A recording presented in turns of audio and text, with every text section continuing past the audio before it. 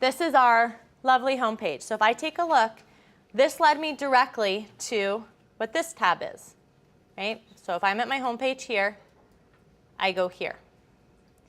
Here are my access point frameworks.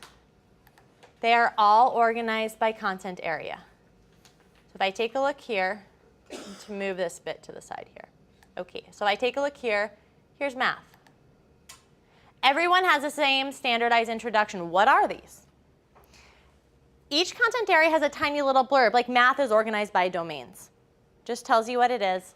English Language Arts has a small conversation like that as well. Okay. Everything leads off with the same graphic, so it's completely consistent, and it lets you know how this setup works. Okay. And then sort of as I showed you before, every single grade leads off with, again, this like mini map of where does each standard fall. So here are the different domains. And then of each one, where's the standard we sampled? So this one happens to be for operations and algebraic thinking. It's third grade. 3088. So it's standard number 8.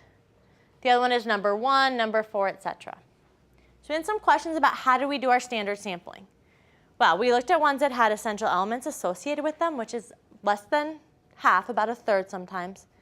2, which ones had, I want to call it the most elasticity. So some of the standards, if you know them, are very finite, right? You're going to do this one thing. We needed ones that had elasticity. We needed ones that we could break down, that we could find different levels of complexity. So that's what drove our sampling process. So if you go ahead and you can keep going through these, I will not try to make you nauseous, but I just want to show you how they're set up. So this is third grade.